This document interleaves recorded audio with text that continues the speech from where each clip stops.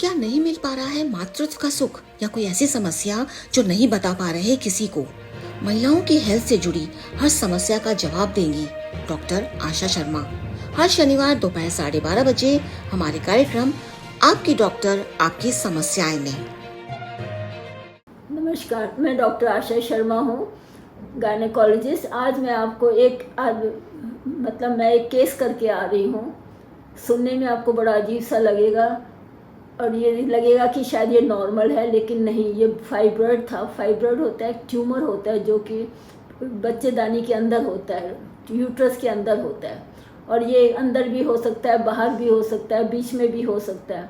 ये पेशेंट जिसका केस किया वो एक डॉक्टर, खुद भी डॉक्टर है, उसका पहला बच्चा किया। तो फाइब्रॉइड का ना ये होता है कि प्रेगनेंसी में जो फाइब्रॉइड है वो एक तरीके से जितना बच्चा बढ़ता है उसी तरह से फाइब्रॉइड भी बढ़ता जाता है थ्रू आउट प्रेगनेंसी। तो डॉक्टर को ये डर लगता है शुरू से कहीं अबॉर्शन ना हो जाए, फाइब्रॉइड पे बच्चा ना चिपक जाए, या जो उसका प्लेसेंटा है, प्लेसेंटा होता है ऑल नाल जहाँ से बच्चा अपनी खुराक लेता है, वो ना चिपक जाए उसके ऊपर। अगर चिपक जाएगा तो कभी भी ब्लीडिंग हो सकती है। पेशेंट थोड़ा भी चल के जाएगा, सीढ़ियाँ उतरेगा, एक्सर्शन करेगा तो ब्लीडिंग हो जाएगी। ब्लीडिंग से क्या होगा कि बच्चा पनपेगा नहीं। तो इस पेशेंट को मैंने जैसे जैसे कहती गई वैसे वैसे करते गए, हर महीने अल्ट्रासाउंड कराते गए, इतनी अच्छी तरह से उसका फाइब्रॉइड भी ग्रो करा। फाइब्रॉइड उसका बच्चे से बड़े डबल साइज़ का है, इतना बड़ा फाइब्रॉइड सोचो।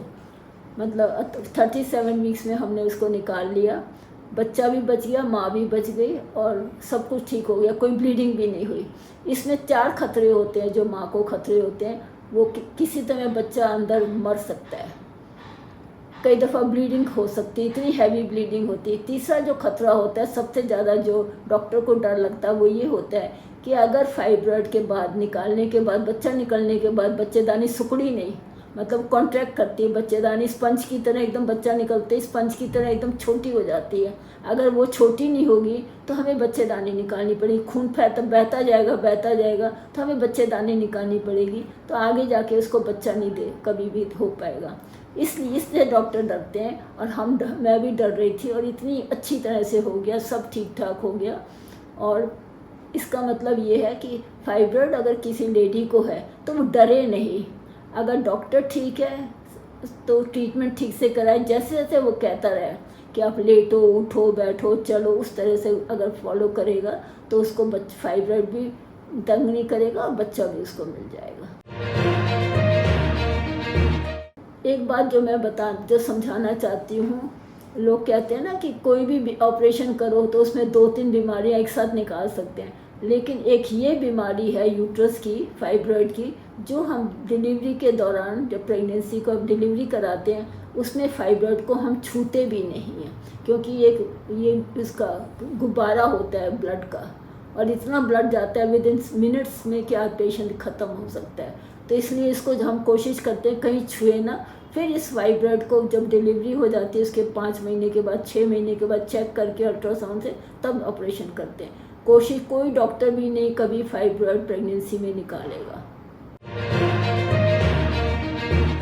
अब ये लेसन है, अगर आपको फाइब्रॉइड है बॉडी में, कहाँ पर है, किस तरीके से, ये तो आपको डॉक्टर ही बताएगा, और वही बताएगा कि इसमें कितना सेफ़ है प्रेगनेंसी को रखना, या प्रेगनेंसी करने से पहले इसको निकालना ज़रूरी है, या इसके साथ प्रेगनेंसी हो सकती है, जैसे हमने इस केस में किया, इसके साथ साथ प्रेगनेंसी के साथ साथ उसको कर दिया। अब ये है कि बाद में कभी भी ये चाहेगी तो मैं इसका फाइब्रॉइड निकाल दूँगी। नेक्स्ट टाइम मैं और रिलेटेड इसी तरह की प्रेगनेंसी जो कॉम्प्लिकेशंस होती हैं, जो अजीब जैसी, जिससे लोग डर जाते हैं या डॉक्टर डरा देते हैं, उसके बारे में डिस्कस करूँगी। नमस्कार। हमारे चैनल आई ऑफ ट्रुथ को सब्सक्राइब कीजिए YouTube पर, इसे फॉलो कीजिए Facebook पर, Instagram पर, Twitter पर और कू पर। हमारे चैनल के बारे में फीडबैक देने के लिए हमें मेल कीजिए ioftruth.6@gmail.com पर।